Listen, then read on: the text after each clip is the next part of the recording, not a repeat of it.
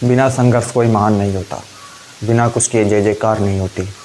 जब तक ना पड़ी हो हथौड़े की चोट, पत्थर भी लोगों के लिए भगवान नहीं होता। यानी कि पत्थर को भी प्रतिमा बनाने के लिए, पत्थर को भी मूर्ति बनाने के लिए उस पर भी आपको हथौड़े की चोट देनी पड़ती है, उसको भी पीटना पड़ता है, तब जाकर के वो आकार, मूर्ति का आकार आपके पास ढल करके आता है। तो हम लोगों को उससे क्या शिक्षा मिलती है? हम लोगों को उससे ये शिक्षा मिलती है कि हमें भी कड़ी मेहनत करना चाहिए अपने लक्ष्य को हासिल करने के लिए। तो स्टार्ट करते हैं हम क्वेश्चन नंबर 4 से, क्योंकि क्वेश्चन नंबर हमने 3 कंप्लीट कर लिया है। इसमें सारे हमने खंड उसमें सॉल्व करा दिए हैं, ठीक है ना। इसमें आपको बोला हुआ है किसी एक खंड को करना है, तो जैसे मैंने पहले भी पीछे भी बोला हुआ है कि हम सारे खंड यहाँ पे आपको सॉल्व कराने वाले हैं, ठीक है। तो यहाँ पे पहला है, बताए उस त्रिभुज का क्षेत्रफल ज्ञात कीजिए। उस त्रिभुज का क्षेत्रफल ज्ञात कीजिए जिसके शीर्षों के निर्देशांक, जिसके शीर्षों के निर्देशांक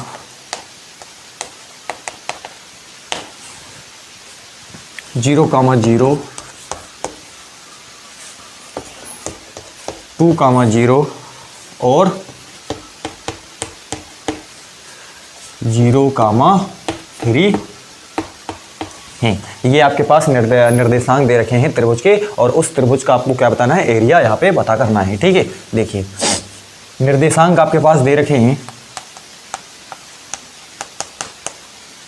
क्या है? 0, 0, 2, 0 और 0, 3। हम इसको क्या करते हैं? इसको मान लेते हैं ये x1 है, ये y1 है, ये x2 है, और ये वाला y2 है, और ये x3 है, और ये वाला क्या है? y3 है। मतलब x1 जो है 0 है, y1 0 है, x2 2 है, y2 कितना है? 0 है, x3 0 है, और आपके पास y3 कितना है? 2 है। आपको त्रिभुज का क्षेत्रफल का आपको सूत्र मालूम होना चाहिए, ठीक है ना। तो त्रिभुज का क्षेत्रफल का सूत्र होता है 1/2 x1 ब्रैकेट में y2 minus y3 plus x2 y3 minus y1 plus x3 और y1 माइनस y2। ये क्या होता है? त्रिभुज का क्षेत्रफल का क्या होता है? सूत्र होता है। ये आपको क्या रखना है? याद रखना है। तो त्रिभुज के क्षेत्रफल का सूत्र होता है 1/2 ब्रैकेट में आपको x1 y2 माइनस y3, और फिर आपके पास होता है plus x2 y3 minus y1 plus x3 आपके पास y1 माइनस क्या हो जाएगा? आपके पास y1 माइनस y2 हो जाएगा। ये आपके पास यहाँ पे फार्मूला होता है इसका। चलिए यहाँ पे पुट करते हैं वैल्यू। x1 देखिए क्या है?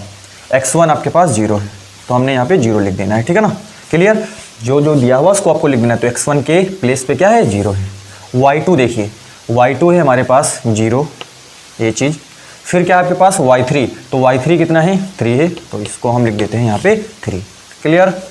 प्लस x2 देखिए यहाँ पे कितना है? 2 है, इसको हमने एज इट इज लिख दिया ऐसे करके, ठीक है ना। y3 हमने लिखा हुआ कितना यहाँ पे है? 3 है, ठीक है। और y1 देखिए कितना है? y1 है आपके पास 0, ये चीज़, ठीक। फिर देखिए आपके पास x3 कितना है? x3 आपके पास है 0। x3 क्या है? यहाँ पे 0 है, देखो x3 के स्थान पे क्या है? 0 है। और उसके बाद में y1 देखिए, y1 है आपके पास 0, और आपके पास फिर y2 है हमारे पास कितना? 0, ये चीज़, ठीक है ना। y2 भी कितना है? 0 है। ये कितना हो जाएगा? 1/2। ये 0 से जब आप अंदर कुछ भी हो 0 से मल्टीप्लाई होगा तो ओवरऑल क्या आएगा? 0 ही तो आएगा। अरे 0 से जब आप किसी नंबर को गुणा करोगे तो 0 ही निकल के आएगा, ठीक है ना। तो ये तो पूरा 0 हो जाएगा, ठीक है ना। यहाँ पे देखिए, यहाँ पे कितना है? 3 है, मतलब 3 माइनस कितना है? 0 है, तो यहाँ पे 3 बचेगा, तो यानी कि 2 गुणी कितना आ जाएगा? 3 आ जाएगा, ठीक है ना। प्लस, और यहाँ पे भी आपके पास 0 से गुणा होगा तो पूरा कितना हो जाएगा? 0 हो जाएगा। कितना बचेगा यहाँ से, ये 0 है, 3 दूनी कितना हो जाएगा आपके पास 6 हो जाएगा।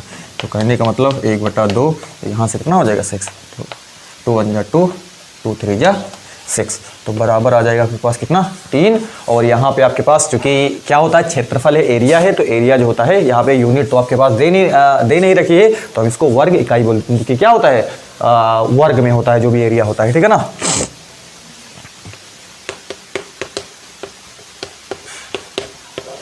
उम्मीद करते हैं ये क्वेश्चन आपको बिल्कुल क्लियर हो गया होगा, ठीक है ना।